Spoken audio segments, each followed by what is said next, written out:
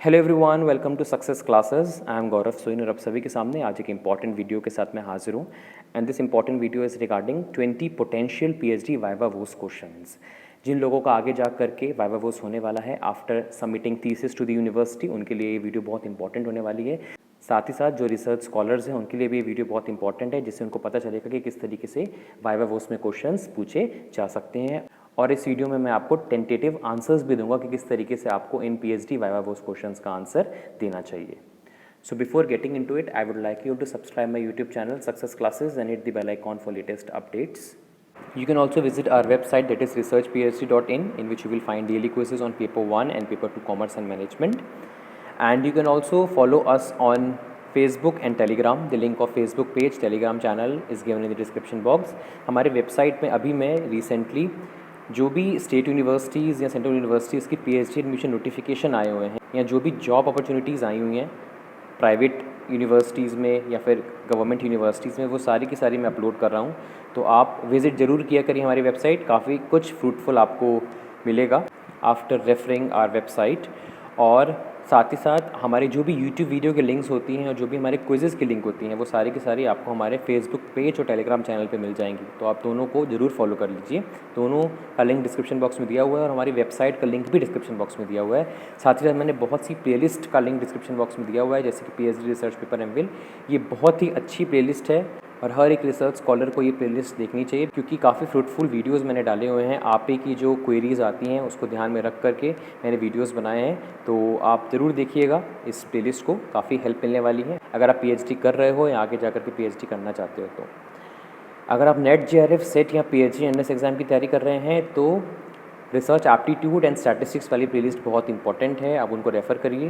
पूरा complete research aptitude and statistics मैंने cover करवाया हुआ है और हर एक वीडियोज़ ट्रिक बेस्ड हैं, बहुत ही ईजी और बहुत ही क्रिस्टल क्लियर तरीके से मैंने कॉन्सेप्ट को समझाया हुआ है, जो कि आपको लॉन्ग टर्म रिटेन करने में मदद करेगा। तो आप रेफ़र कर सकते हैं रिसर्च एप्टीट्यूड एंड स्टैटिस्टिक्स वाली प्लेलिस्ट। और expected multiple choice questions of paper 1 के ऊपर भी मैंने एक प्लेलिस्ट बनाई हुई है, जिसमें मैंने एक्सपेक्टेड मल्टीपल चॉइस क्वेश्चंस डाले हैं पेपर 1 के, जैसे कि people environment, communication, higher education system.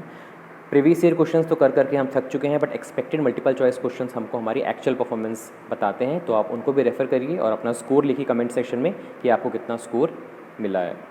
अगर आप पेपर 1 एंड पेपर 2 कॉमर्स की तैयारी कर रहे हैं तो नवदीप कौर मैम अनअकैडमी पे complete paper 1 and paper 2 commerce करवा रही हैं। आप डेफिनेटली उनको ज्वाइन करिए फॉर बेस्ट रिजल्ट्स।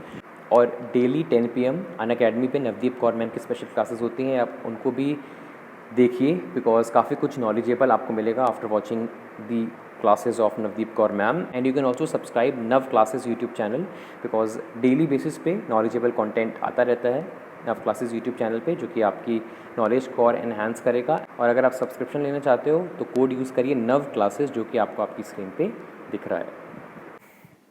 चलिए आ जाते हैं अपने मेन कंटेंट की तरफ, और हमारा मेन कंटेंट है 20 potential PhD viva voce questions. यहाँ पे वोस की स्पेलिंग गलत हो गई है।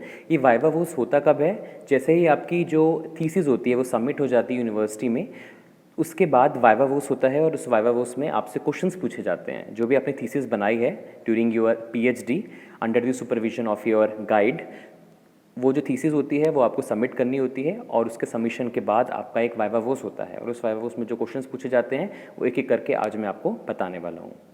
First question is, can you start by summarising your thesis? जो भी आपने थीसिस बनाई है उसको आपको समराइज़ करना है। तो फर्स्ट क्वेश्चन आपसे ही पूछा जा सकता है कि जो भी आपने थीसिस बनाई है उसको आप समराइज़ करिए in your own words. Second is, what motivated and inspired you to carry out this research? किसने आपको मोटिवेट किया, किसने आपको इंस्पायर किया ये रिसर्च करने के लिए?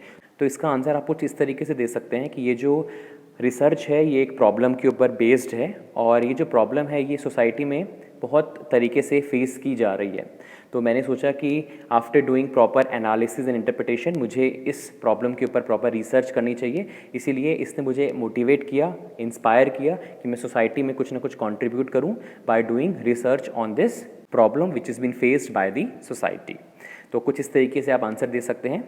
Third question is, why is the problem you have tackled worth tackling? आपने जो ये रिसर्च प्रॉब्लम चुनी है, आपको क्यों लगता है कि इसके ऊपर रिसर्च होनी चाहिए? तो इसका भी आंसर आप कुछ इस तरीके से दे सकते हैं कि ये जो प्रॉब्लम है ये बहुत ज़्यादा फेस की जा रही है हमारी सोसाइटी में, और अगर आप करेक्ट रिसर्च प्रोसेस फॉलो करेंगे तो आप इसको अच्छी तरीके से टैकल कर सकते हैं और सोसाइटी में कुछ ना कुछ कंट्रीब्यूट कर सकते हैं। तो इस तरीके से आप इसका आंसर दे सकते हैं। Which of these does your research address, this will be your fourth question. जो भी आपने रिसर्च प्रॉब्लम्स बताई हैं, सपोज आप एक से ज़्यादा रिसर्च प्रॉब्लम्स बताते हैं तो आपको ये बताना है कि इन रिसर्च प्रॉब्लम्स में से किस रिसर्च प्रॉब्लम को आपने अपनी रिसर्च में एड्रेस किया है। Next question is who has had the strongest influence in the development of your subject area in theory. जो भी आपका सब्जेक्ट एरिया है, it can be accounting, finance, या जो भी आपका सब्जेक्ट एरिया है, किसने आपको सबसे ज़्यादा इन्फ्लुएंस किया कि आप सब्जेक्ट एरिया को डेवलप कर सको इस थ्योरी के अंदर। तो इसमें आप अपने सुपरवाइज़र का नाम ले सकते हो कि उन्होंने मुझे बहुत इन्फ्लुएंस किया, बहुत अच्छी तरीके से गाइड किया, जिनकी मदद से मैं अपने सब्जेक्ट एरिया को अच्छी तरीके से डेवलप कर पाया। Which are the 3 most important papers that relate to your thesis? This will be your 6th question, right? कि कौन से 3 इंपॉर्टेंट पेपर्स हैं जो आपकी थीसिस से रिलेट करते हैं। बिकॉज हम लिटरेचर रिव्यू करते हैं, लिटरेचर रिव्यू में हम रिसर्च गैप्स आइडेंटिफाई करते हैं, उस रिसर्च गैप्स के बेसिस पे हम जो है आगे जा कर के फर्दर रिसर्च करते हैं। तो आपको इसमें ये बताना है कि कौन कौन से 3 इंपॉर्टेंट रिसर्च पेपर्स हैं, it can be more than 3 also, जो आपके थीसिस को सबसे ज़्यादा रिलेट कर पा रहे हैं, राइट? तो आपको उन रिसर्च पेपर्स का नाम बताना है, उनके ऑथर्स का नाम बताना है, और उनकी भी एक शॉर्ट समरी आपको पता होनी चाहिए, जिससे आप बता सको कि इस तरीके से आपके थीसिस से ये रिसर्च पेपर्स रिलेटेड है। 7th question, what published work is closest to yours, how is your work different. इसमें आपको ये बताना है कि कौन सा पब्लिश्ड वर्क, कौन सा जो रिसर्च पेपर है या जो रिसर्च आर्टिकल है जो पब्लिश हो चुका है, वो सबसे ज़्यादा आपके रिसर्च पेपर से रेजोनेट करता है या क्लोज है, राइट? और किस तरीके से वो डिफरेंट है, ये भी आपको बताना है। Next question, what are the most recent major developments in your area. जो भी आपका सब्जेक्ट एरिया है, अकाउंटिंग, फाइनेंस, एचआर, मार्केटिंग, जो भी है, इसमें आपको रीसेंट मेजर डेवलपमेंट्स बताने हैं कि कौन कौन से रीसेंट मेजर डेवलपमेंट्स हुए हैं आपके सब्जेक्ट एरिया में, राइट? 9th क्वेश्चन है, why did you use this research methodology, what did you gain from it. Research methodology के अंदर क्या क्या आ जाता है? रिसर्च मेथडोलॉजी के अंदर आ जाता है आपका data collection techniques, data analysis techniques, sampling techniques, sample size, target population. तो आपको ये बताना है कि आपने इसी रिसर्च मेथडोलॉजी को चूज़ क्यों किया है, क्या फ़ायदा मिला आपको इसे चूज़ करके। अगर आपने रैंडम सैम्पलिंग अगर आपने यूज़ किया तो आपने इसे क्यों चुना, आपने ये सैम्पल साइज ही क्यों लिया है, राइट? तो ये सारी की सारी चीज़ें आपको बतानी है अपने वाइवा वोस में। Next question is, how have you evaluated your work. जो भी आपने रिसर्च वर्क किया है आपको उसका इवैल्यूएशन करना है, और किस तरीके से आपने उसका इवैल्यूएशन किया है कि जो भी ऑब्जेक्टिव्स ऑफ दी स्टडी हैं वो अचीव हो चुके हैं, वो आपको बताना है इस क्वेश्चन में, right?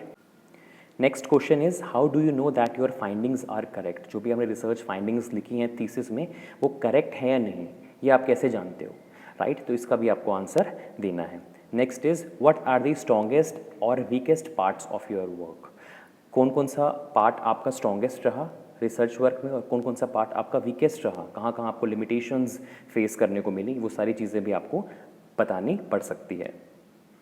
Next question is, to what extent do your contributions generalise. आपने जो भी कॉन्ट्रीब्यूशंस किए हैं अपने एरिया ऑफ इंटरेस्ट में थ्रू योर रिसर्च, किस तरीके से आप उसको जर्नलाइज करने वाले हो, ये आपको बताना है इस क्वेश्चन में। Next question is, who will be most interested in your work. जो भी आपने रिसर्च वर्क किया है वो किसके लिए यूज़फुल होगा, किस ग्रुप ऑफ पीपल के लिए वो यूज़फुल रहेगा। It can be entrepreneurs, it can be professors, it can be marketing executives. तो आपको ये बताना है कि किस तरीके से आपका जो रिसर्च वर्क है ये यूज़फुल रहेगा to so and so group of people. What is the relevance of your work to practitioners. जो लोग अभी रिसर्च कर रहे हैं, आगे जाकर के रिसर्च करना चाहते हैं, उनके लिए आपका वर्क किस तरीके से रेलिवेंट है, राइट? ये आपको बताना है।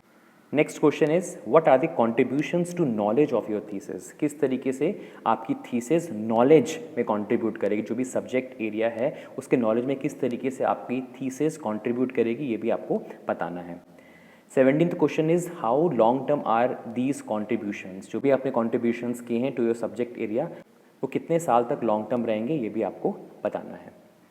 Next question is, what have you learn from the process of doing your PhD, right? तो आपको इसमें बताना है कि आपने पीएचडी के दौरान क्या क्या चीज़ें लर्न की हैं। आप इसमें ये बता सकते हो कि इसमें मैंने सीखा कि पेशेंस की क्या वैल्यू है, you should be hard working, you should be sincere, you should always try to complete your work on time. ये सारी की सारी चीज़ें आपको बतानी है इस क्वेश्चन के अंदर। Next question is what advice would you give to a research student entering this area. जो आपके एरिया ऑफ इंटरेस्ट में आगे जाकर के रिसर्च स्कॉलर्स या रिसर्च स्टूडेंट्स आने वाले हैं, किस तरीके से आप उनको एडवाइस देने वाले हो, किस तरीके से आप अपने सजेशंस देने वाले हो उनको, आपको ये भी बताना पड़ सकता है। लास्ट क्वेश्चन की तरफ आ जाते हैं। Last question is you propose future research, how would you start this. हम अपने थीसिस, डाइजर्टेशन या रिसर्च पेपर में एक बहुत इंपॉर्टेंट पार्ट लिखते हैं, दैट इज़ रिकमेंडेशंस। तो आपको यहाँ पे ये बताना है कि किस तरीके से आप फ्यूचर रिसर्च कर सकते हो by keeping your research as a base, right. तो किस तरीके से जो हमारे रिसर्च स्कॉलर्स हैं वो आपके रिसर्च पेपर को बेस मान करके आगे जा करके फ्यूचर रिसर्च कर सकते हैं, ये भी आपसे पूछा जा सकता है। Is it clear? So these are the 20 questions along with their tentative answers जो आप दे सकते हो in your PhD viva voce. Is it clear? पसंद आया वीडियो तो लाइक कर दीजिएगा और एक प्यारा सा कमेंट भी कर दीजिए, जिससे इसी मोटिवेशन के साथ हम आप लोग के लिए वीडियोज़ लाते रहें। And share this video to the maximum because ये काफ़ी हेल्पफुल वीडियो है और जिनका आगे जाकर के पीएचडी वाइवा वोस होने वाला है उनको काफ़ी हद तक हेल्प मिलेगी आफ्टर वॉचिंग दिस वीडियो। कोई और क्वेरी हो तो आप इस वीडियो के कमेंट सेक्शन में लिख सकते हैं, हम डेफिनेटली उसको कंसीडर करेंगे। Thank you so much for your valuable time. ऐसे इंपॉर्टेंट वीडियोज़ में लाता रहूँगा। जय हिंद, जय भारत।